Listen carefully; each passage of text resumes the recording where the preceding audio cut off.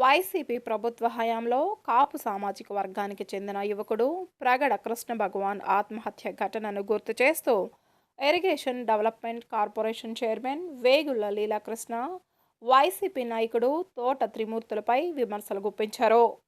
విజయవాడలో నిర్వహించిన మీడియా సమావేశంలో మాట్లాడుతూ అప్పట్లో పోలీసుల వేధింపుల కారణంగా యువకుడు ప్రాణాలు కోల్పోయాడని ఆరోపించారు. ఆ సమయంలో కాపు యువకుడికి న్యాయం చేయని వారు ఇప్పుడు కాపుల గురించి మాట్లాడడం ఎందుకని ప్రశ్నించారు. కుల రాజకీయాల పేరుతో ప్రజలను తప్పుదోవ పట్టించే ప్రయత్నాలు చేస్తున్నారని విమర్శించారు. అటువంటి పరిస్థితుల్లో ఈరోజు కోర్టు ద్వారా మా న్యాయ పోరాటం కొనసాగిస్తూ ఉన్నాం.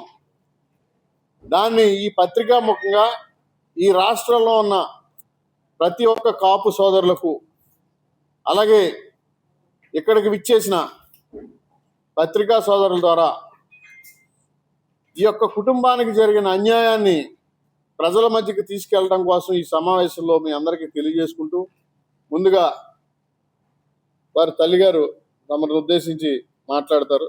దయచేసి సార్ మీరు ఎవరన్నా అడగవలసినవి కూడా అడగాలి.